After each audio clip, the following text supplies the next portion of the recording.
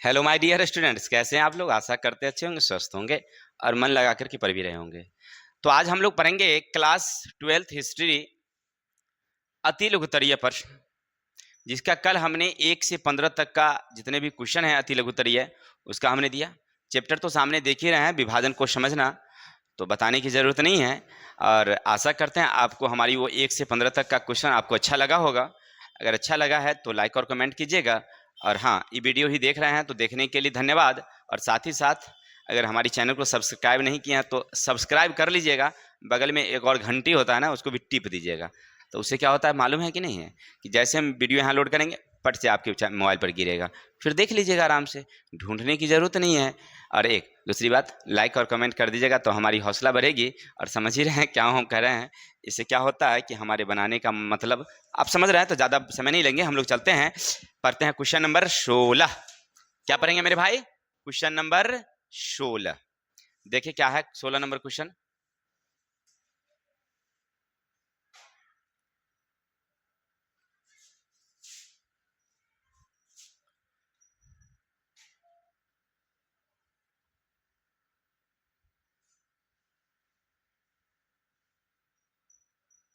चलिए आ गया, question number 16 आ गया।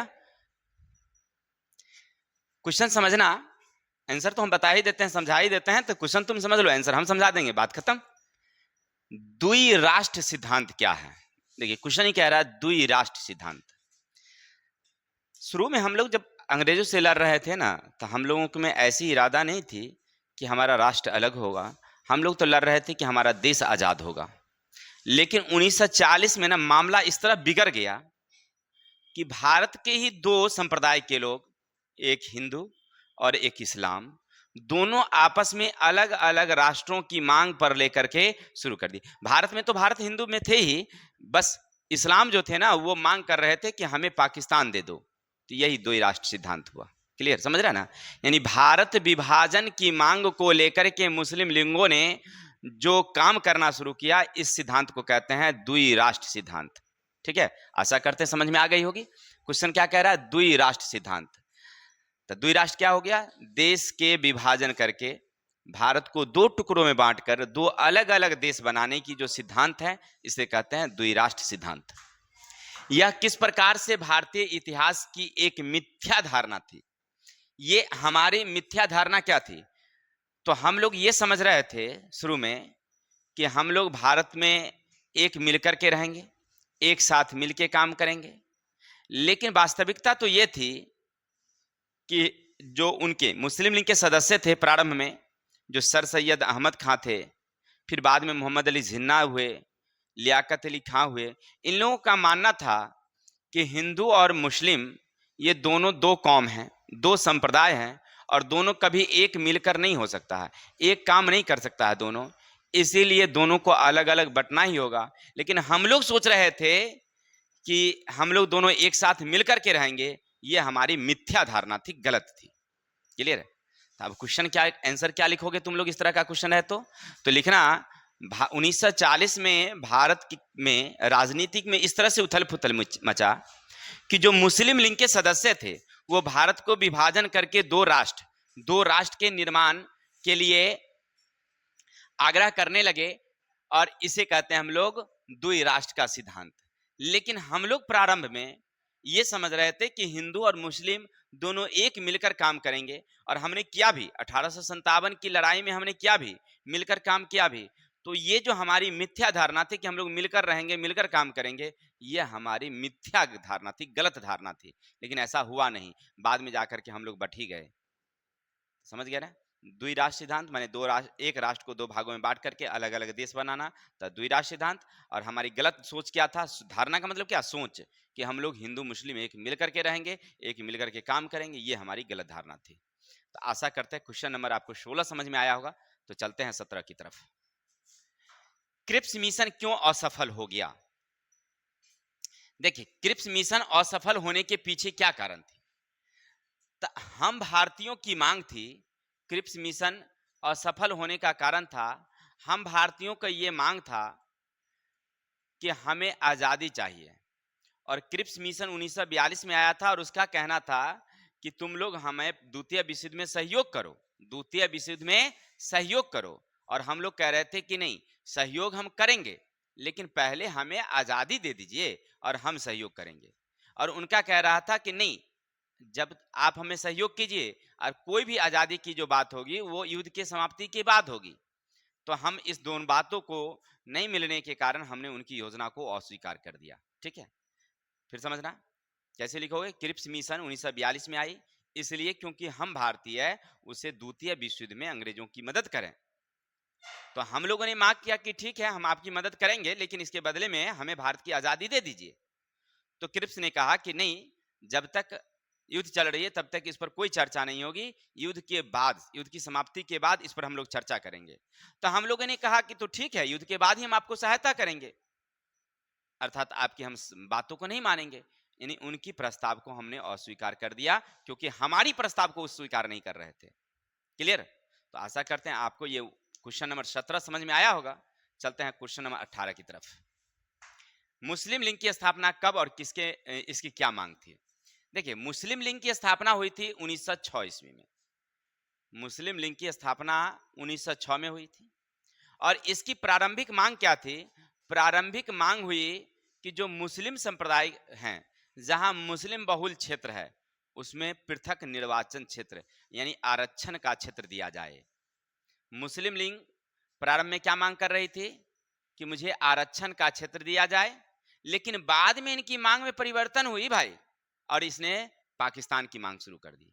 ठीक है, 1906 में इसकी क्या मांग हुई कि हमें पृथक निर्वाचन हो जाए भारत के अंदर ही, ऐसा नहीं कि भारत से अलग, भारत के अंदर ही जो पंजाब हैं, अफगान हैं, सिंध हैं, बलूचिस्तान हैं, इन सारे के बीच में, इन सब के बीच में हमें एक अलग प्रांत दिया जाए और हम लोग उसमें अलग निर्वाचन क्षेत्र बनाएंगे। ये मुस्लिम लीग की प्रारंभिक मांग थी।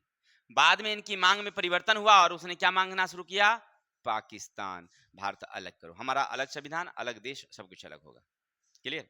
तो आप लोग समझ गए मुस्लिम लीग की स्थापना कब, 1906। इसकी प्रारंभिक मांग अलग निर्वाचन क्षेत्र, बाद में मांग पाकिस्तान की मांग। ठीक है, तो आशा करते हैं आपको 18 नंबर क्वेश्चन समझ में आया होगा। तो चलते हैं 19 नंबर क्वेश्चन क्या है। 1990 में मुसलमानों के लिए बसाए गए पृथक चुनाव सांप्रदायिक राजनीति पर क्या प्रभाव पड़ा। देखिए, 1990 में मुस्लिमों के लिए अलग निर्वाचन क्षेत्र बनाने का जिसका मूल उद्देश्य था केवल मुस्लिम को टिकट देकर चुनाव कराना था, लेकिन इससे राजनीतिक प्रभावित हुई क्योंकि मुस्लिम अपने सांप्रदायिक भावना का प्रचार आसानी से कर रहे थे। अब क्या समझे बात को, नहीं समझे तो समझ लीजिए। मुस्लिमों पहले ना ये मांग किया कि हमें 1990 की बात बता रहे हैं कि हमें अलग निर्वाचन क्षेत्र दिया जाए। तो अंग्रेज तो ये फिराक में थे ही, क्योंकि वह जब हिंदुओं से उसका मेल जोल नहीं बना तो उसने देखा कि मुस्लिमों को ही अपनी तरफ लिया जाए और उसने अलग निर्वाचन क्षेत्र देने का निर्णय लिया। कहा ठीक है, तुम लोगों को टिकट दे दिया जाता है और जाओ वहां पर। अब क्या हुआ कि जब वो टिकट लेकर के गई प्रचार करने के लिए, तो सांप्रदायिकता का प्रचार करने लगी। सांप्रदायिकता समझ रहे ना, हिंदू मुस्लिम भेदभाव की बातें वहां के लोगों के बीच में समझाना शुरू किया, क्योंकि उसे अकेला मौका मिल गया। उस क्षेत्र में केवल मुस्लिम संप्रदाय के लोग खड़े थे, तो इसलिए हिंदुओं को तो वहां जाने का अधिकार था नहीं। अब इस बीच में उस सांप्रदायिकता का प्रचार तेजी से किया, तो यहाँ सांप्रदायिकता भड़की हिंदू मुस्लिम के बीच में ना। अब जैसे देखिए, आप ही मान लीजिए हैं और आप ही को हम ना कोई ऐसी बातें बार बार समझा रहे हैं, तो आप जब दो चार बार सुनेंगे ना, तो आपकी भावना भी उसी तरह की होगी, और जब उस तरह की भावना होगी तो फिर आप दूसरे से लड़ने के लिए तैयार हो जाएंगे। ठीक कहानी वहां पर 1990 में वही हुई कि पृथक निर्वाचन दे करके उसे प्रचार करने का मौका मिल गया। अब वहां अपनी भाव को वह प्रकट किया, जिसके कारण जो इस्लामिक संप्रदाय के लोग थे उनकी भावना से ज्यादा प्रेरित हुए और हिंदू मुस्लिम के बीच ना फिर भेदभाव बढ़ना शुरू हो गया। क्लियर। चलते हैं क्वेश्चन नंबर आगे। कांग्रेस ने संयुक्त प्रांत में मुस्लिम लीग के साथ गठबंधन सरकार क्यों नहीं बनाई। देखिए, जब 1937 में चुनाव हुई थी, जब 1937 में चुनाव हुई थी, तो 5 क्षेत्र में कांग्रेस की तो अपनी बहुमत थी ही, मात्र 2 प्रदेश में, कहां कहां, तो मुंबई और मद्रास में मुस्लिम लीग को बहुलता थी, बाकी सभी जगह उनकी बहुलता नहीं थी। अब दोनों की संधि की बात हुई, जब दोनों की संधि की बात हुई तो वो नहीं चाहते थे, कौन, कांग्रेस नहीं चाहते थे कि मुस्लिम लीग के साथ हम काम करें। इसके पीछे भी कारण था कि मुस्लिम लीग के सदस्य ना चाहते थे कि जमींदारी प्रथा रहे, आजादी के बाद भी देश में क्या रहेगी, जमींदारी प्रथा रहेगी, ये मुस्लिम लीग चाहती थी। और कांग्रेस कहती थी कि हम जमींदारी प्रथा नहीं रहने देंगे, प्रजातंत्र होगा, राजा राष्ट्रपति होगा और इस तरह से हम लोग करेंगे चुनाव, जो अभी शासन है।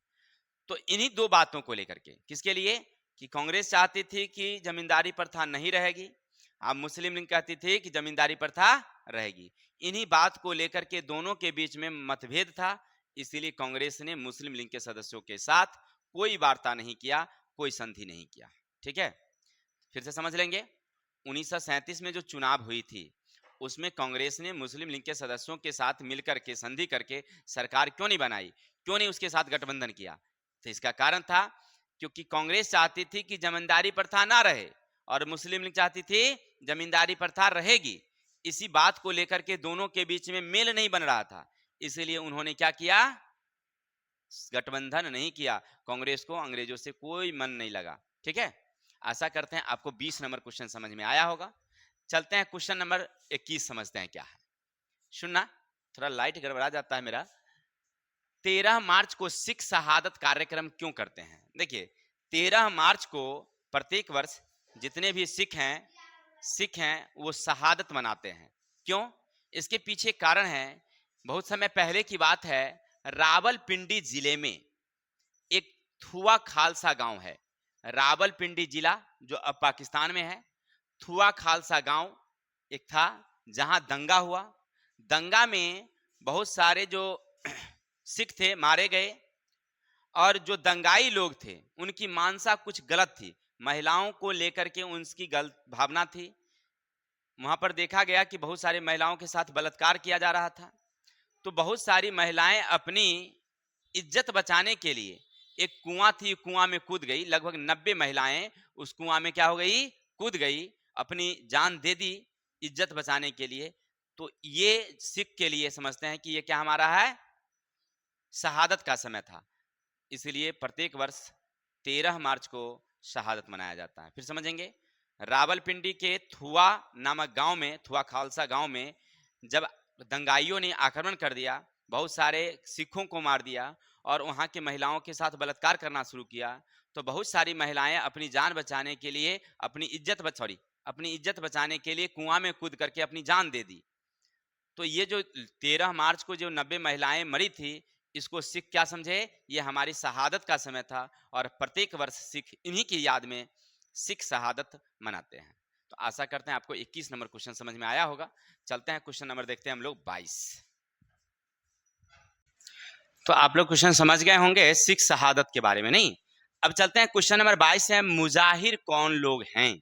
मुजाहिर, तो देखिए, भारत का विभाजन तो हो गया 1947 में, पाकिस्तान बट गया, लेकिन उसके बाद भी बहुत सारे भारत से, जैसे बिहार, मध्य प्रदेश, उत्तर प्रदेश, पंजाब, इन क्षेत्रों से जो उर्दू भाषी मुस्लिम थे, ये लोग 1960 तक, यानी 50, 51, 52, 55, 60 तक ना भारत छोड़ छोड़ करके पाकिस्तान जाने लगे। जो उर्दू भाषी लोग थे, जिनको भारत से लगाव नहीं था, वो यहाँ से जाने लगे। तो ऐसे लोगों को कहा गया मुहाजिर। क्या कहा गया? मुहाजिर। किसको? जो भारत छोड़ करके बिहार से, मध्य प्रदेश से, उत्तर प्रदेश से, पंजाब, बंगाल, इन सारे क्षेत्रों से वो कहाँ जाने लगे? पंजाब, ये पाकिस्तान की तरफ जाने लगे। तो ऐसे लोगों को कहा गया मुजाहिर। तो आशा करते हैं आपको ये समझ में, ठीक है। चलते हैं, आत्मकथाओं के अध्ययन में इतिहासकारों को पेश आने वाली 2 समस्याओं का वर्णन कीजिए। देखिए, आत्मकथा का मतलब क्या होता है? अपनी मन की गठित कहानी। और इतिहासकार जो ये गठित कहानी कहते हैं ना, ये कहानियां कभी कभी गलती हो जाती है, क्योंकि आत्मकथा है और आत्मकथा में ना सही कभी कभी नहीं हो पाता है। देखिए, कभी कभी इतिहासकार जो अध्ययन में नहीं आते हैं उसे आत्मकथा के रूप में वर्णन कर देते हैं और वह बाद में अप्रमाणित हो जाता है। जैसे मान लीजिए, अब कोई चीज आप समझ नहीं पा रहे हैं तो आप अपने मन से कुछ लिख दिए और बाद में कुछ ऐसे लोग आए, उस चीज को क्या कर दिए, गलत कर दिए। कोई प्रमाणित खोज हो गया तो उस चीज को गलत कर दिया। तो आत्मकथा में ये गलती हो जाती है। आत्मकथा का मतलब आप अपने मन से कुछ इतिहास में लिख दिए और बाद में जब उसका खोज हुआ, उसके बारे में जानकारियां मिली, तो आपका कथन क्या हो गया, गलत हो गया। ठीक है, तो ऐसे क्वेश्चन ये सब आता नहीं है, फिर भी चलते हैं। कांग्रेस ने 1940 में मौलाना अब्दुल कलाम आजाद के नेतृत्व में व्यक्तिगत सत्याग्रह क्यों किया? देखिए, कांग्रेस 1940 में व्यक्तिगत आंदोलन चलाए मौलाना अब्दुल कलाम। इसके पीछे क्या कारण था? देखिए, इसके पीछे क्या था, समझिएगा। मौलाना अब्दुल कलाम आजाद थे तो मुस्लिम, लेकिन कांग्रेस से ही काम कर रहे थे। अब्दुल गफ्फार खान थे मुस्लिम, लेकिन कांग्रेस में थे। लियाकत अली खान थे मुस्लिम, लेकिन थे कांग्रेस में। ये सारे लोग, मोहम्मद इकबाल कांग्रेस में थे। ठीक है, अंततः बाद में लियाकत अली खान चले गए, लेकिन मौलाना अब्दुल कलाम आजाद और अब्दुल गफ्फार खान ये अंततः मुस्लिम होते हुए और प्रसिद्ध नेता होते हुए कांग्रेस के साथ ही रहे, क्योंकि कांग्रेस में इनको विश्वास था। तो अब आप कहिएगा, तो फिर ये सत्याग्रह क्यों किए? इसके पीछे कारण क्या था, समझिएगा। इसके पीछे था 1937 में जब चुनाव हुआ ना, तो 1937 में चुनाव हुआ, तब कांग्रेस को बहुमत मिली। तो मुस्लिम लीग सदस्यों ने गठबंधन के लिए सरकार के लिए आमंत्रण किया कांग्रेस को, लेकिन कांग्रेस ने साफ साफ इनकार कर दिया कि हम मुस्लिम लीग के सदस्यों के साथ कोई गठबंधन नहीं करेंगे। लेकिन कांग्रेस के सदस्य हिंदू महासभा के साथ जाकर के काम करती थी। तो अब इस बात को लेकर के मौलाना अब्दुल कलाम आजाद को दुख हुआ कि जब आप कोई जाति प्रथा के संस्था से काम नहीं करना चाहते हैं, ठीक है, तो चलिए मुस्लिम लीग से नहीं किए, तो फिर हिंदू महासभा के साथ आप काहे काम कर रहे हैं? ये बात को उनको दुख हुआ। इन्होंने कहा भी कि जब आप कांग्रेस हैं, जब आप जाति प्रथा के संस्था से काम नहीं करते हैं, तो फिर मुस्लिम लीग के साथ नहीं करके तो हिंदू महासभा से क्यों करते हैं?